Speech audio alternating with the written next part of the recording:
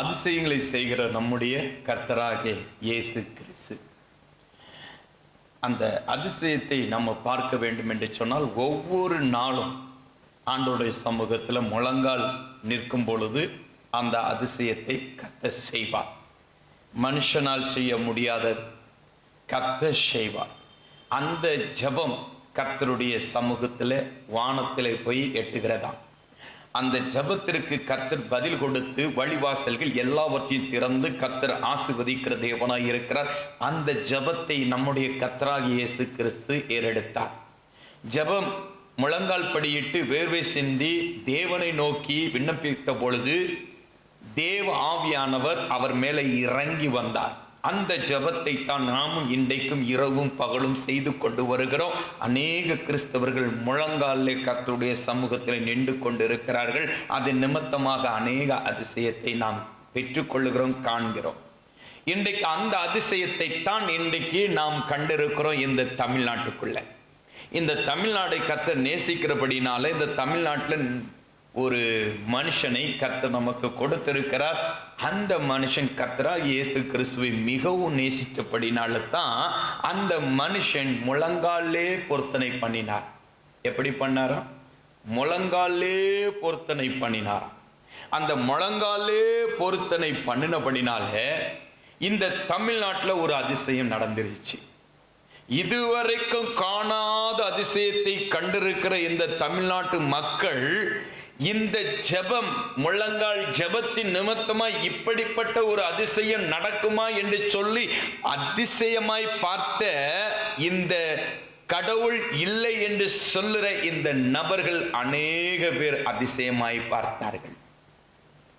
கடவுளே இல்லை என்று சொல்லி ஒரு கூட்டம் தமிழ்நாட்டை ஆண்டு கொண்டு இருந்தது. இன்றைக்கு அந்த கூட்டம் நன்றாக அறிந்து கொண்டது, இறைவன் இயேசு கிறிஸ்து இருக்கிறார், எனவே தான் இன்றைக்கு அதிசயத்தை செய்திருக்கிறார். இப்படி 2 வருடத்திற்குள்ள ஒரு நபர் ஆட்சியை பிடிப்பான் என்று யாருமே அறிந்து கொள்ளவில்லை, யாருமே பிடித்ததும் இல்லை. ஆகவே இது அதிசயத்தை செய்த தேவன் நம்முடைய கர்த்தராகிய இயேசு கிறிஸ்து. முழங்கால் படியிடும் பொழுது வானம் திறக்கப்படுகிறது. தேவ ஆவியானவர், பரிசுத்த ஆவியானவர் இறங்கி வந்து பதில் கொடுக்கிறார். இன்றைக்கு அந்த ஜெபத்தை யாரெல்லாம் ஏறெடுக்கிறார்களோ அவர்களுக்கு உடனே பதில் வருது. பரலோகத்திலிருந்து நம்முடைய கர்த்தராகிய இயேசு கிறிஸ்து பரிசுத்த ஆவியானவர் இறங்கி வந்து பதில் கொடுக்கிற தேவனாய் இருக்கிறார். எத்தனை பேர் இன்றைக்கு அதே போல் நாம் ஜெபிக்கிறோம்? ஜெபிக்கும் பொழுது எல்லா தடைகளும் விலகிறது. கர்த்தர் மகிமையை இறங்குகிறார். அந்த மகிமை எனக்குள்ள இறங்குகிறது. அதிசயத்தை கர்த்தர் காண செய்கிறார். இன்றைக்கு அந்த அதிசயம்தான் இந்த ஜோசப் விஜய். இந்த ஜோசப் விஜய் அவர் முழங்காலிலே நடந்து போகும் பொழுது அந்த விண்ணப்பத்தை தேவன் கேட்டு அவர் மேல விசேஷித்த கரம் இறங்கினபடினால் தான் இந்த அதிசயத்தை இன்றைக்கு தமிழ்நாட்டில் இருக்கிற ஒவ்வொரு பேரும் பார்த்து கொண்டிருக்கிறார்கள். இன்றைக்கு அநேக பேர், கட்சியில் இருக்கிற அநேக பேர் இன்றைக்கு படுத்த படுக்கையில் இருந்து கொண்டிருக்கிறார்கள். இது எப்படி நடந்தது? இது எப்படி நடந்தது? அதுதான் என் தேவனால் கூடாதது ஒன்றுமே இல்லை. கர்த்தரால் எல்லாமே கூடும். கர்த்தரா இயேசு கிறிஸ்து முழங்கால் ஜெபத்திற்கு இறங்குகிற தேவன். அந்த ஜெபத்தை கர்த்தர் கேட்டார். அந்நியர்களா இருக்கிறீர்களா, யாரா இருந்தாலும் சரி, முழங்கால் படியிட்டு நீங்கள் ஜெபிக்கும் பொழுது உங்க ஜெபத்தை கர்த்தர் கேட்கிறார். கிறிஸ்தவர்கள் மட்டுமல்ல, யாரா இருந்தாலும் இயேசுவை நோக்கி கூப்பிடும் பொழுது தேவன் இறங்கி வந்து பதில் கொடுக்கிறார்.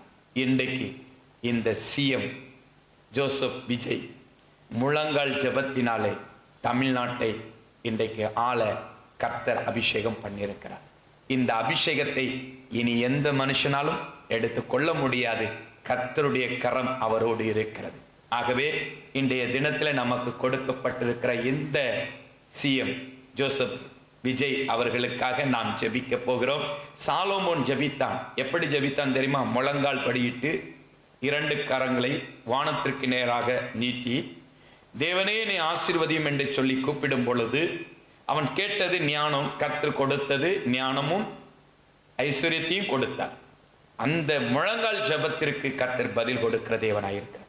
அதைத்தான் இன்றைக்கு இந்த விஜய் அவர்கள் பெற்றுக் கொண்டிருக்கிறார்கள்.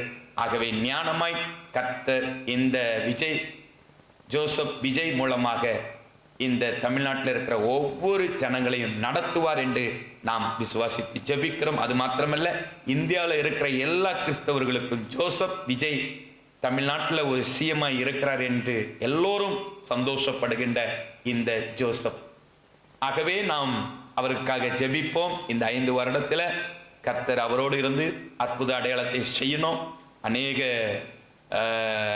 நல்ல நியாயமா நீதியா அரசாள வேண்டும். அதற்காக அந்த கிருபை கர்த்தர் கொடுக்க வேண்டும். அதற்காக நான் ஜெபிப்போம். எல்லோரும் சேர்ந்து ஜெபிக்கும் பொழுது கர்த்தர் நம்முடைய ஜோசப் விஜய் அவர்களை ஆசீர்வதிக்கும்படியாய் நாம் ஜெபிக்கும் பொழுது கர்த்தர் ஆசீர்வதிப்பார். ஜெபிப்போமா? ஸ்தோத்திரம் ஆண்டவரே, எங்களுக்காக கொடுக்கப்பட்டிருக்கிற ஜோசப் விஜய்க்காக நாங்கள் ஜெபிக்கிறோம். கர்த்தர் நீர் அந்த முழங்கால் ஜெபத்திற்கு பதில் கொடுத்து அதிசயத்தை காண செய்திருக்கிற உமக்கு நன்றி ராஜா. தொடர்ந்து இந்த 5 வருடம் கர்த்தர் நீர் நடத்த ஞானத்தையும் கிருபையும் கொடுத்து நீர் கூட இருப்பதற்காய் ஸ்தோத்திரம். உம்முடைய கரம் கூட இருப்பதற்காய் ஸ்தோத்திரம்.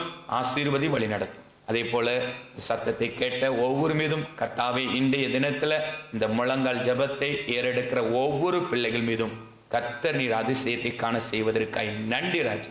காண செய்ய கர்த்தர் கிருபை செய்வதற்காய் ஒவ்வொருவரும் கரத்தில் ஒப்பு கொடுக்கிறேன். இயேசுவின் நாமத்தினால் பிதாவே. ஆமென்.